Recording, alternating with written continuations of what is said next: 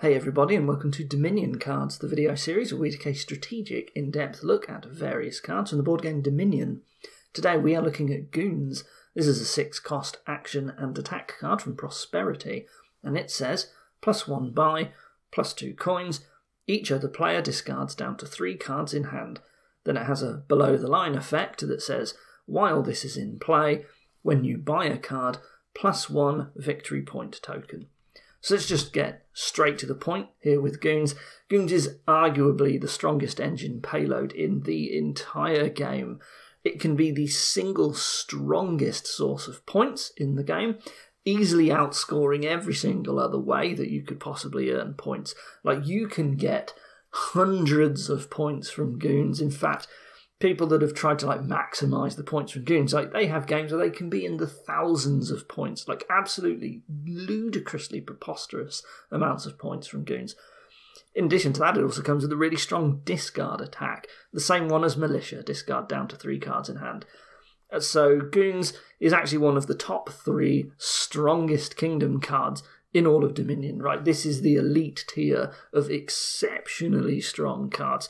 And really, this shouldn't be a surprise to anyone who's ever actually seen Goons in action, right?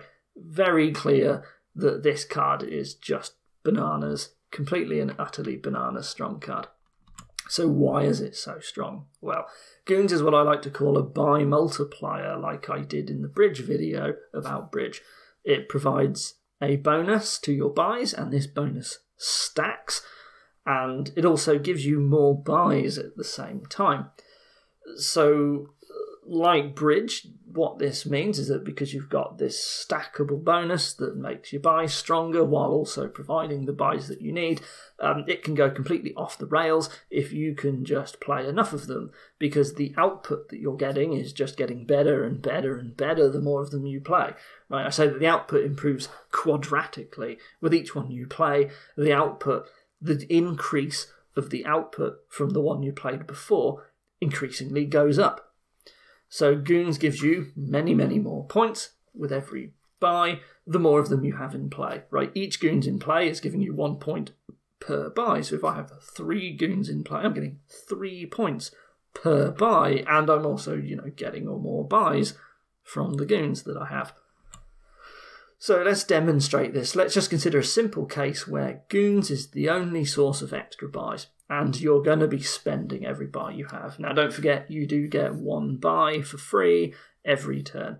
So if I just had 1 Goons in play, I would get 2 victory points from that. The Goons gives me 1 extra buy to add to my original one, so I've got 2. I get 1 point for each. Now, if I have 2 Goons in play, this jumps up to 6 points, which you'll remember is the same amount of points as buying a province, except I could have spent my 3 buys on anything at all, not a province. To have 3 in play, you can get up to 12 points from Goons that turn, which is the same as 2 provinces. We've got 4 in play, it's 20 victory points, which is the same as 2 colonies, right? This is getting really strong really quickly. And of course, all of this is only considering the buys from Goons, right? And of course, you can spend these buys on victory cards, right? Yeah, I could buy 4 cards and get 20 points from Goons. I could also buy the 2 colonies as well and get another 20 VP from a turn. So as you can see, if you can just get more and more Goons in play on a turn, you can just score really, really big on any individual turn. Now, sometimes there are really easy ways to get even more buys on your turn. So, for example, maybe your village is Workers' Village, which is a village in Prosperity that's just like normal village, but it has a +buy on it.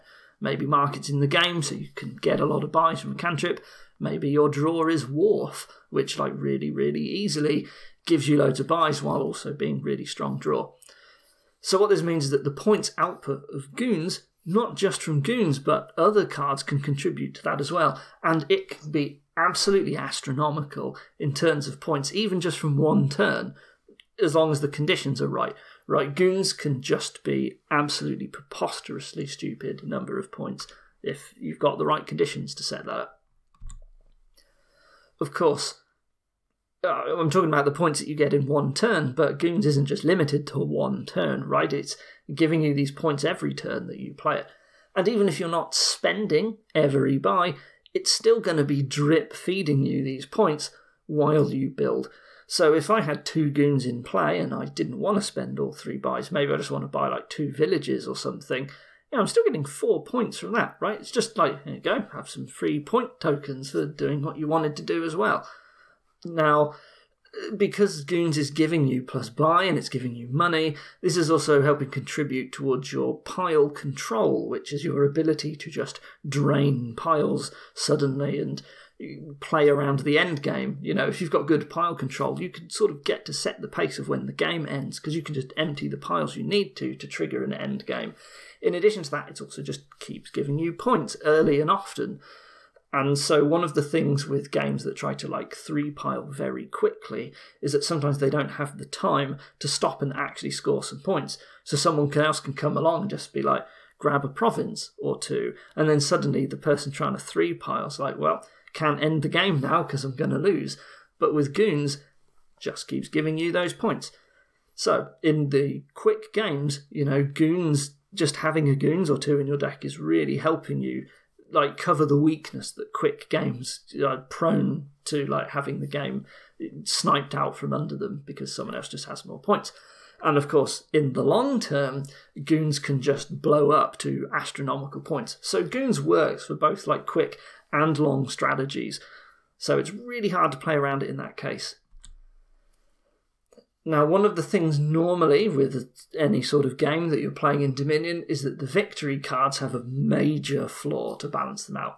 They're usually, most of the time, unplayable stop cards like Province, and these ruin your engine. As soon as you start buying victory cards, your entire deck can potentially fall apart because you've got all these cards that you've got to draw through now. Well, the thing with Goons is that often you can just not buy any victory cards entirely, right? Still going to score you big no matter what you're buying. So you can just keep buying engine components or like cheap cantrips, like even Pearl Diver, you know, completely useless cantrip card sometimes. You just keep buying those. They're not harming your deck, and Goons is giving you a lot of points. And so what that means is that Goons engines don't have to put up with the usual drawbacks for scoring, right? They don't have to like find a way to deal with loading their deck full of these victory cards. They can just build and they can build and they can build more, and they can just keep building as long as they're not ending the game on 3 piles, and basically get up to absolutely ridiculous extreme levels of building, and yeah, not ever have to worry about the drawbacks. And so, because of this, Goons engines get to basically maintain consistency and reliability. They have excellent control over when to end the game, right? The extra buys they get from other sources, and they have this ability to score a large amount on any one turn by suddenly spending all those buys when they've got a load of Goons in play, and they can use all of these buys they have to just quickly 3-pile. So they can end the game very suddenly and suddenly amass a whole bunch of points on one turn. And so what this means is that Goons has like unparalleled ability to basically just control when the game ends.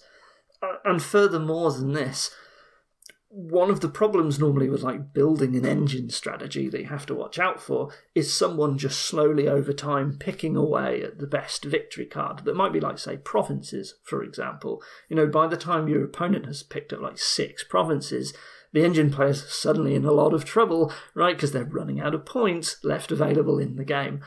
And if you have to start picking them up, then also your opponent doesn't need to buy many more cards to just end the game on their terms by like sniping all the province cards out. Well, the thing with Goons is that they never have to touch these piles, right? If you're a Goons player, just like, I'm never going to buy a province. And that means that someone trying to play around Goons by like trying to run out the province pile because they don't have this 3-pile control like the Goons player does, well, it's going to be even harder for them to do that because you can choose to just not help contribute to ending the game on their terms. I talked about this in the base cards video a lot, like video number 27, but, you know, don't help your opponent achieve their win condition. Well, Goons can just play around that, never have to touch the province pile, don't have to worry about what your opponent's really doing if they're basically trying to go for that sort of strategy. Goons, it's very hard to play around with alternative strategies because of just all this unbelievable scoring potential and endgame control that it gives you. Of course, all of this we haven't even really touched on very much so far. It's also got a pretty brutal attack attached to it as well. So hand size attacks like militia, and this is basically a militia with extra bonuses on it for more money. The hand size attack like militia, as I covered in the video, these are very, very strong against like non-engine strategies, like big money sort of type things, basic money strategies. It's really hard to hit 8 consistently when you're getting knocked down to 3-card hand sizes if you've got this deck filled with like low quality stuff and you're not able to draw up more. So what that means is that these strategies that are trying to just like run down the province pile, well, now it's even more difficult for them to actually like take over a goon strategy as a result of this.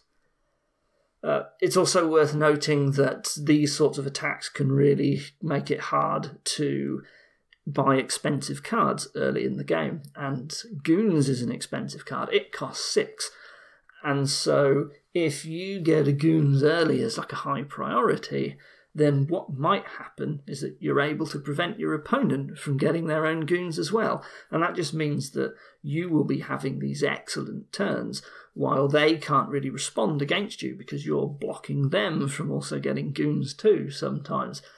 Maybe your discard attack helps them dud. Maybe it doesn't help them reach their full potential. Maybe they didn't have the engine set up yet and you just knocked out enough coppers out of the hand that they can't hit 6 anymore. So Goons is usually, buying at least 1 tends to be a priority because the attack is a really nasty attack on it, and hitting your opponent with strong attacks early and often is very good no matter your strategy, really. So all of this combines to mean that Goons is just this all-consuming card that tends to just centralise the entire kingdom around it. Right? Goons is one of those cards where when you're looking at the kingdom that you've just generated, it should immediately draw your attention. Like, Goons, bang, as soon as you see it, boom, this is a Goons game, right? Like, just normally I would say if there are like really strong kingdom cards, like some of them like Chapel, they just draw my eye straight to them, and before I've even looked at the rest of the kingdom, I'm like, whoa, here's that strong card. Goons is definitely one of those cards. Very, very rare to find a game that doesn't involve Goons as part of its winning strategy in some way. Yes, there are kingdoms sometimes that are just stupendously fast and there's no time to really do anything else, and like they always win, like no matter what. But if Goons is around, it's probably a Goons game, right? Engines that get to play Goons as their payload pretty much outperform basically anything else except like super duper fast, like special combo stuff or whatever. So when you see Goons in a kingdom, very next thing you should do is say, okay, are there any villages? The reason for this is because while I've just bigged up Goons as this like astronomical card that demolishes everything that it comes before it, truth is that you need to be playing multiple copies of it to actually achieve that. If you can only play 1 Goons per turn, it's nowhere nearly as strong. This is because of its like by multiplying stackable effect. You've got to be playing multiple copies to actually get this benefit. But it's worth noting that this really strong attack, even if you only get to play 1 Goons per turn, still really, really good. And as I said, it like shuts down basic money strategies and non-engine strategies. So if you have a board where the engine's not viable, well, Goons is really good against those sorts of decks because the discard attack is really powerful. So you're still going to be buying it anyway, like even when you can't get a Goons engine to go off. Now, I've talked a lot about it being like a buy multiplier like Bridge, and sometimes some of the flaws that you have with cards like Bridge is that you really, really need to play quite a lot of them in order to actually get the benefit. Like Bridge in particular, like what you're really looking to do is like get like 7 bridges in play so you can buy every province in one go, but That's actually quite a lot of bridges to play at once, isn't it? Like, you got to draw them all, and you've got to have the villages to play like 7 payload stop cards. So while we talk about, the classic bridge megaturn, wow, so strong, it's actually quite hard to get there sometimes. Like, maybe there's only 1 village pile, in which case, if you had to, like, for example, spend some of those villages on your terminal draw cards, well, how much more terminal space do you have left to actually play on the bridges? So things like bridge megaturns just aren't actually viable sometimes. If your opponent also goes for it and starts buying villages, well, you're in trouble. You can't actually achieve it. You still have to go for it because it's too strong, but you're never actually able to get there. Well, one of the nice things about Goons is that it's really so strong that you actually don't always need to play that many in order for it to basically beat out other points, like particularly province, right? Like, you may remember earlier on I said, like, if you can just get 3 Goons in play, like, you can score as much as double provincing while just buying regular engine components, right? So, you don't necessarily need that many. And what that means is that it's a lot easier to build the Goons engine than it might be payloads from other cards, just because Goons is so strong. Don't actually need that many, and that saves up space to spend on other things. Of course, if your opponent is also trying to play Goons, then yeah, for sure, the person who plays the most Goons per turn is probably going to win because of just how much it stacks. But particularly if it's against something else, and I don't know why after watching a video like this you would do anything other than a Goons engine, but you don't necessarily have to be able to play that much to just outscore other things. Now, the other main component of making a good engine is draw as well. Normally we're looking at villages and draw and like trashing, that's a subcomponent of draw. So in terms of building a viable Goons engine, what if the draw's not very good? What if the draw is either really limited, or maybe you can't increase your hand size at all, right? You might have something like what I call a cantrip kingdom, where the only things you're really able to play are like markets. You're only getting cards with at most +1 card on them. So, the +1 card, +1 action, all you do is you just play them over and over again. Well, these sorts of decks, they can't deal with getting a lot of stop cards. And one of the problems that things like cantrip kingdoms have is that normally at some point you've got to start buying provinces, and then they just suddenly fall apart. Well, the thing with Goons is that you don't ever actually have to buy the victory stop cards, right? You can just be adding in those cheap cantrips like Pearl Diver, and it's no problem. So what that means is that Goons actually doesn't necessarily need that much draw, or in the case of something like a cantrip kingdom, you don't actually need any draw at all. You can still get away with playing a bunch of Goons per turn, potentially. Now, the thing is that when you've got very little or no real draw, like no ability to increase your hand size, the attack on Goons is really important. Because if you consider a deck where all you want to do is play as many cantrips as you can, like if you're getting knocked down to a 3-card hand size, you can only have 2 stop cards in your deck if you want to guarantee that you are able to play all of your cards. And oftentimes one of those is probably going to be a trasher like Chapel or something. Well, if that's the case, all you have left is 1 other stop card that you can play, which I guess ideally might be something like a Goons. Well, the thing is that you have to play the Goons, because if you don't, in that sort of deck, what will happen is that your opponent can play the Goons, and if you're not giving them the discard attack, then they can keep 4 stop cards in their deck instead of 2, because, they've got a 5-card hand. And so now they can play 3 Goons per turn instead of 1 or whatever. Well, that's really good, right? Like, that's substantially better. So what this means is that you are forced, basically, to stop them from doing that, to do the Goons engine, and basically you're just both stopping each other from effectively playing the Goons powerful thing by playing a Goons yourself just to get the attack off, right? So even when there's no draw at all, you still got to go for the Goons. Well, maybe there's Militia, you're right, but even then you'd still rather have the Goons, right, because it's just better than Militia.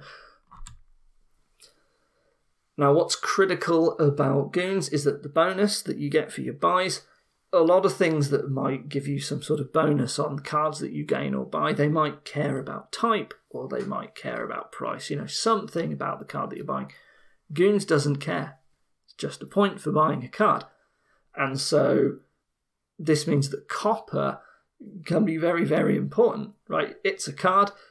It doesn't cost you any money. So as long as you have a buy, you can buy a copper. Now, what's also really important about copper is that copper is this massive pile. So I believe there are 60 copper cards, minus the coppers that you take out of the pile for your starting hand. So I think in 2-player, that's 46 coppers are going to be in the pile. Well, that's a gigantic pile. And remember, every card that you buy with your Goons, it doesn't matter what the card is, you're still getting all of the same number of victory point tokens from it. So you've got this very, very substantially large pile, doesn't cost you any money, so if you have a whole load of spare buys, you can just spend them all regardless of the money that you have, buying a load of coppers. And because the pile is so big, that's not really bringing you very quickly to emptying a supply pile, which would trigger the 3-pile ending. So even if you are very, very substantially behind on points somehow, a player who is building a massive Goons engine has this potential possibility to just hit this pile with a whole load of buys and just score enormous amounts of points. It's not even the end of the game when they do it. Right, so Goons has the ability to actually take advantage of just throwing in as many buys as you possibly can and score really, really big on one turn, thanks to the copper pile. Now, just because you can spend your spare buys on coppers doesn't mean that you should always be spending your buys on coppers whenever you have Goons in play. Right, it's important to remember that copper's still a junk card, basically. It's still a very, very weak stop card. And the problem is that these stop your engine from actually functioning because they all get in the way. So if you go out and you start buying coppers every time you have spare buys, the problem is that you're just going to gum your deck up, right? It's just not going to start working. And because Goons stacks in the way that it does and improves increasingly with every Goons that you play per turn, you can score very significantly more from having one really, really good turn where you play a lot of Goons than you can from just having multiple turns where you can play substantially less because you've filled your deck full of junk, right? So it's really, really important that you don't just immediately start loading up on coppers. Now, it's also important to note that the points that Goons is giving you comes in victory token form, and what that means is that the card that you buy, ultimately once you've got it, it's not really giving you any more points, and it's also not losing you points if you get rid of it. So you're free to just trash the coppers as soon as you get them, basically, and you won't suffer a point loss from that. So as long as you have enough draw to actually manage these coppers, you have the ability to trash enough of them, you can in fact just buy coppers regularly to top them off. Just keep in mind the amount that you can draw and your ability to basically just trash them. So just bear in mind though that if you don't have the ability to keep on top, then the junk is bad if you buy it too early, even though it's earning you points. So for example, why don't you just buy a state early in the game? They earn you points, right? Well, no, it's because they're trashy junk cards that get in the way. Right, same applies even if copper's giving you points from Goons, okay? Now, something that's very notable to note, another prosperity card, Watchtower. This is really important with Goons. In fact, Watchtower Goons is sort of like a combo in a way, or at least a very strong interaction. The reason for that is because Watchtower, you can buy a card, get all the points from Goons, and then if you have a Watchtower in hand, you reveal it, and that card that you just bought goes straight into the trash, never enters your deck at any point, but you still get the points for it from buying it with Goons. So what that means is that you are free to just spend all of your buys every turn buying a bunch of coppers, and they never actually get into your deck, but you get all the points for it. So just having one Watchtower and you just didn't play it, it's just in your hand, just lets you really take advantage of all the buys that you have every single turn without suffering a hit to your deck quality. Let's not forget about the other zero-cost supply pile that's in every game. Curses. Normally you never look to buy curses, right? What a terrible pile. They lose you points. Why would you do that? But it's important to note that while coppers are this massive, massive pile that isn't going to trigger an end game, sometimes you actually do want to end the game. And so you can have this case where you've got a load of points from Goons, you got a load of buys, excuse me. But the problem is that your opponent might do the same on the next turn. So you're thinking, uh-oh, I've really got to trigger my end game now, but I can score points, but it's not going to be enough if my opponent gets a turn. Well, consider that there is also this curse pile, particularly in 2-player. It's not actually that big. There's 10 in it, like a normal kingdom pile. And if you are getting a bunch of points while buying Goons, the fact that each curse is giving you -1 point doesn't really matter, right? Because Goons is just scoring you way more points than that. So don't forget about the curse pile. Sometimes with Goons, this is a card which actually might encourage you to just buy a whole bunch of curses suddenly, right? If you can end the game on a curse 3 pile, still a legitimate pile to empty for a win. So just keep that in mind, right? It's something that you can just spend a load of buys on and empty a pile when you need to, if you can get enough buys. Now, it's really important to note that the way that Goons gives you points is in what we call a below-the-line effect. And very specifically, it's one that says, while this is in play. So this is important because when you have the instructions below the line, this does not count as what we call the on-play instructions of Goons. So what that means is that on my turn, when I choose to play a Goons from my hand and I put it into the play area, technically I'm not actually executing the instructions that go below the line. These indicate something that happens at another time. And for Goons, this is sort of always in effect. It's just look, as long as this Goons is in play, you're going to get points for buying a card. And sort of nothing else is really relevant to that. It's just a thing that happens because Goons is in the game, right? But what that means is that you don't get to take advantage of this, particularly with throne rooms, right? Throne room, when it says to play a card from your hand twice, it's only the on-play instructions that actually get executed multiple times. Right, so what this means is that if you throne the Goons, you do not get to double the point gaining, okay? Right, the Goons only counts the numbers that are physically in play. If I throne a Goons, I do not score extra points. Now I am getting an extra buy and extra coins. So ultimately, it might still actually be earning me extra points because I've got these extra buys. But it's not as strong as you think. On the other hand, because this is not the on-play instructions, it doesn't get overridden by the effects of Away or Enchantress. And sometimes you can use that to your benefit.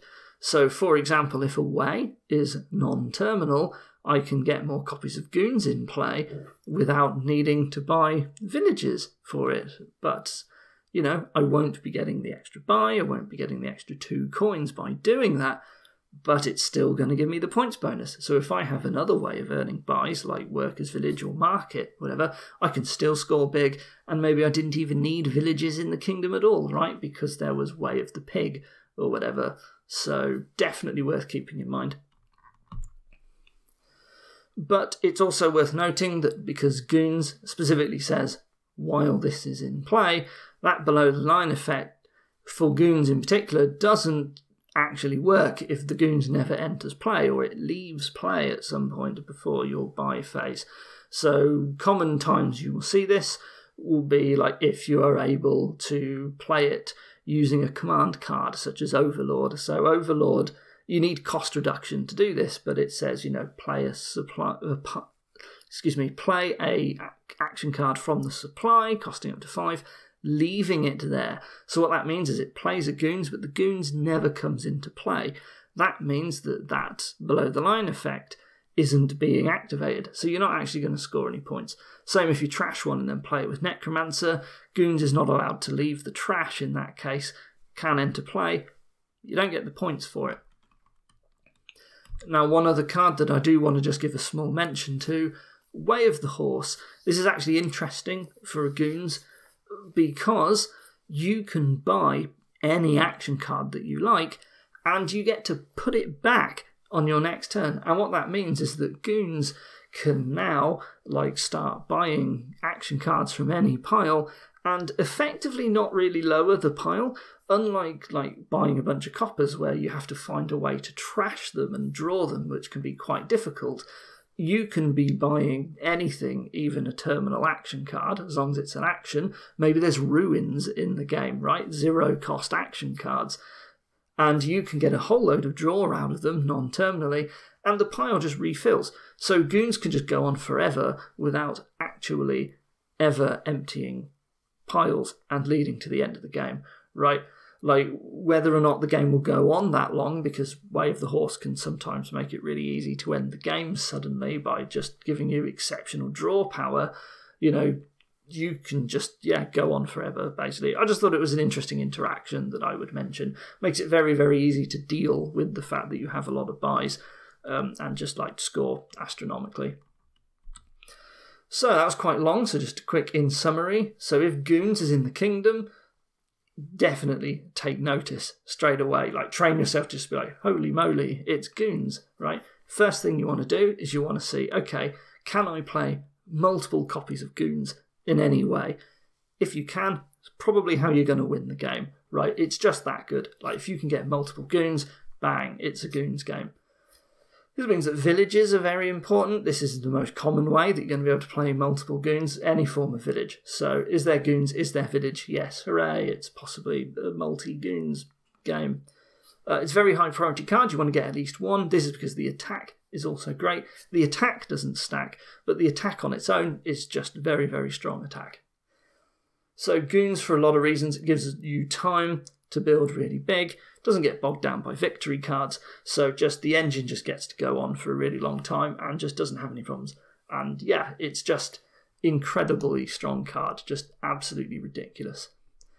So what we're going to do now is we are going to head over to the online client and we are going to generate some kingdoms that have Goons forced in, and we're really just going to see what the kingdom is like with Goons, but I bet you it's going to be used in all of them. So first thing, Goons, there is a village, there is Bazaar. It is the only village, but there is a village. To get thin, we have Trading Post, Moneylender, and Ambassador. Well, Ambassador is ridiculous, so clearly Ambassador is going to be used over the other two, I think. I suppose there is an argument that Moneylender can help you reach Goons, but so can buying silver instead, and you've got Ambassador to get rid of the coppers. I think Ambassador's better. We do have draw in the form of Courtyard, and then we also have Royal Seal, Haven, Harbinger, Transmute. They're all pretty terrible, really. So we want to play Bazaars to use Courtyards to draw up, potentially, and play Goons. And maybe Haven gets to help out, actually. Haven's probably fine, but yeah, I mean, this is basically get thin with Ambassador, buy Bazaars, buy Goons. And actually, Harbinger is a cantrip. Even if it's useless, you can buy it to just score points with Goons.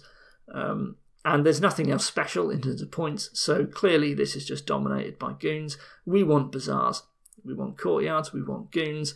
Maybe we end up with Harbingers just as a useless cantrip. We thin with Ambassador. Goons is dominant here. You got a Goons pretty strongly here. The attack really matters because the draw's not great. There's only one village pile and the draw is terminal. But, it's just, you can't avoid the Goons here. Just dominating card. So, nice easy kingdom, that one. Goons makes it very easy because it doesn't really give you many other options. What have we got here? So Chapel is another very strong card. So we got Chapel, we got Goons. We do have one village pile with Mining Village. So it's definitely a Goons engine, right? We get thin really fast. And then we have Mining Village Goons, which is just incredible. To draw, however, is a bit sneakier. We do have Apprentice, which is really good draw.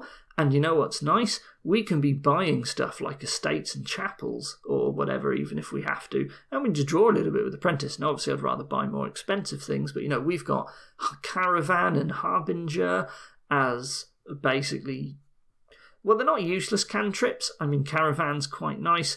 But, you know, we can be buying stuff like that and Apprentice. In fact, we don't even need to do that. There is also Bandit to give us golds to Apprentice, but the reality is that we really want to be buying stuff with Goons. We don't even really need Bandit to give us fuel for Apprentice, because we can just buy action cards and then just smash them with Goons, right? We can just buy a load of Chapels and then just Apprentice them all. Well, okay, maybe 2-cost action cards aren't so great. We can buy a bunch of Harbingers or Silvers and we can just Apprentice them, right? And we can draw up that way. Upgrade doesn't seem very good in the presence of Chapel. There's not really anything I want to upgrade. Mine, what's the point? I'm just getting rid of all my money with Chapel. Counting House, don't make me laugh, right? There's no way. It is interesting that there is a Colony Platinum game, but who cares, because it's a Goons game. And I don't think Colony Platinum wins. I think that because you can get thin so quickly with Chapel and just Mining Village Goons, right, buy some Silvers, yeah, you just dominate completely. Somebody can't build up well enough for Colony Platinum to matter in the absolute ridiculous speed that we can just start getting ridiculous with Goons, thanks to stuff like Chapel. So... Goons, again, just absolutely dominates this kingdom completely. Like, this is just insane Goons board, basically. Just really, really fast engine. Very powerful. I think this will be a common trend, by the way. Let's take a look at this one. Oh, no, it's Possession. So here's one that's interesting. We have Goons. There is no village. So there is no way to play more than 1 Goons per turn. We also have Possession. What's interesting, though, is that,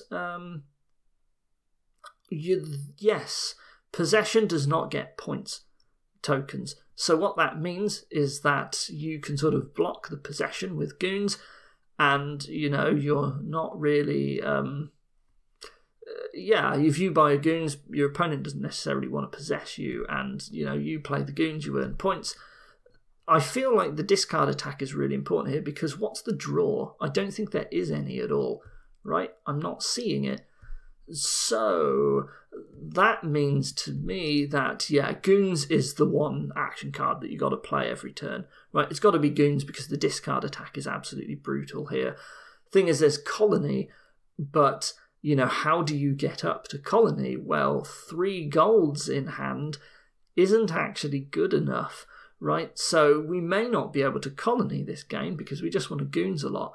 Now, I noticed that there's also Horde to go with Goons. So we have 1 Goons, we have a Horde, we buy provinces and we get a load of golds, and that helps maintain consistency for provinces. And we want to be playing Goons to get some extra points and also province.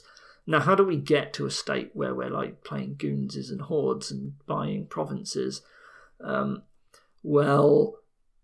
There's Upgrade to thin, there's Mint to thin. The other cards, are they any good? Market is okay. Counting House seems very bad. I want to hit 5 to get good mints or upgrades early. Bandit doesn't seem very good. Smugglers also doesn't seem very good because we lack the space, the turn space. And Embargo, yeah, whatever. Like, by the time you've embargoed something, it doesn't matter. I'll just upgrade the curse away, right? Who cares? So yeah, so I want to hit 5 to get upgrade. I think I'm opening double silver here. There are no good 2s, 3s or 4s. I probably won't even get an embargo. Like, I would rather just have the silver early, I think. It is worth noting I can't ever upgrade the silvers. It's not true. There is a 4 cost. There is potion. So I could, but I don't know. Maybe. Anyway, yeah, so we're going to try and get thin with like mint or upgrade or both. we're going to open double silver, we're going to get up to Goons, eventually we're going to grab a Horde, and we're probably only going to hit Province. Maybe we get up to 9 for Platinum and we might hit Colony. In fact, I guess we probably do, but to be honest, we're probably going to use Horde to get a load of golds, and we're just going to Province hard, basically, and we're going to have Goons just to shut down. So this is one where, even though there is no village, Goons' attack is just so strong here, it's better than all the other attacks, right? So you've just got to Goons a lot, basically, and it just gives you supplementary points as well. So just very strong. Bandit sounds nice here, but I don't think it actually is that good, to be honest. I would much rather... I guess there is, theoretically, it can cripple you, but I'm not too worried about it. Maybe if it's 4-player, actually maybe Bandit would be good if a load of people join in, I don't know. I could see it there. Right, here comes another kingdom. So we have Goons, of course, and we've got Workers' Village, wow, and City and Mining Village. So we have absolutely no worry about Village. Now, this is interesting. We also have Bridge. So which is better, Goons or Bridge? Well, I think the answer is actually Goons. I think Goons outscores Bridge here. By the time someone has got enough bridges in play to like buy all the province piles, the Goons player can easily just outscore them, right? They can score more points than all of the victory card piles put together, right? Goons can just get big. It's worth noting you also have Grand Market as well, which is crazy. Oh, and of course you've got Scrying Pool and Alchemist. So in fact the only thing that's missing here, oh, and Laboratory and Wishing Well for draw. So unbelievable amounts of non-terminal draw. In fact, what's funny is that the only the only terminals are Bridge and Goons. So we've got all these villages and we don't even need them really. The big problem here, funnily enough, is actually there's no trashing at all. It's actually a problem. It means we need a bunch of draw, and the problem is that Scrying Pool that would normally be very good kind of hurts. So I think we're probably going to go for Alchemist. And, you know, having Wishing Wells doesn't hurt, even if they fail a bunch. At the very least, they're fodder for Goons. So we're going to open Potion and Wishing Well instead of a silver, right? We want to avoid the silvers as much as we can. We're going to try and get up to 6 to buy at least 1 Goons. And then we're going to be buying Alchemists and Laboratories. And when those piles are getting low, maybe City kicks on and that becomes a decent card as well. At some point, I'm going to be getting Workers' Village. I don't know when I'm going to hit Grand Market for a while, but basically, at some point, you know, I need like a Workers' Village to start playing more than 1 Goons per turn, and I just get the time to build up a really, really good, a very, very good Goons engine, and it's got a load of junk in it, but... you know, it'll get there, it's got the time, because what are you going to do otherwise? Well, there's not really anything that supports going for like a single province strategy or big money, right? There are like no big money cards on this board. What's the best one? Laboratory? I don't think so, right? So, yeah, like you just have to do the Goons engine and it's going to take a long time, and you basically try to avoid adding any stop cards into your deck except for Goons, and you just got to focus on the draw. Oh, and a potion. I guess you have a potion as well. So yeah, buy Alchemist, buy Lab, buy Wishing Wells, and then at some point we just like start buying Workers' Villages to just get a whole turn of buys, to just get ridiculous Goons points, and maybe we end up like buying a load of Curses to a 3 pile or something. I don't know. And Cities as well, that's another form of draw. If that gets... yeah, if you can get a bunch of cities, you know, eventually they trigger buys as well and money, and basically it just gets stupid. Right, at some point... you're building and then somebody just outrageous turn and they end and they just like outscore by hundreds of points or whatever, just ridiculous points. So yeah, that's just build to the Goons or die basically. So here comes the final kingdom. We got King's Court and Forge and Goons. So hold on. So Goons, King's Court, these are the 2 cards that draw my attention straight away. Very, very strong. The only village is City and Golem. That's a bit awkward. Are there any other non-terminals for Golem? Vassal, not really. And also Secret Passage, which is not great. For trashing, we have Forge and Salvager, which are pretty good, actually. I guess the only thing with Forge, well, you know, there is Secret Passage. There's a 4-cost, a spammable one that you can buy a bunch and then maybe smash them into provinces. And, you know, there's like City, Patrol, Courtier 5s that could go with like Vassals and Silvers for 8. But does that matter? Because we've got Goons. And we've got King's Court, so we can draw like crazy. Actually, King's Court on Secret Passage is, of course, also a village, and it's easier to like King's Court Goons and stuff. So I think we've got plenty of time to build a good Goons engine here. And even though the villages are awkward, like the draw is decent, we've got Patrol, we've got City eventually, and of course there is King's Court that turns even Secret Passage into draw. Yeah, and King's Court, maybe you King's Court some Goons as well, and you get a ridiculous number of buys. You know, it's a throne room variant, it doesn't give you extra points, but you can get a lot of buys out of this. And of course, there's City as piles empty that can then suddenly just make Goons go even more ballistic, especially if you're going to king it to get a load of draw as well. You're also getting like 3 buys, which is outrageous. So this is clearly going to be just a stupidly strong Goons engine. You know, almost every deck that has King's Court in it is going to be a strong engine. Sorry, every kingdom. And then there's Goons as payload. Well, yikes, right? So anyway, 4 out of these 5 kingdoms that we looked at were just like bonkers Goons engines, because that's Goons.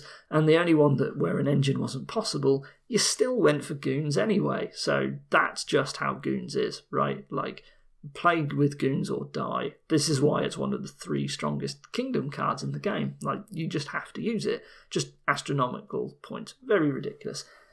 Anyway, I hope that was useful for you, but you probably already knew about the strength of Goons anyway, I'm going to guess. I'll see you next time. Goodbye.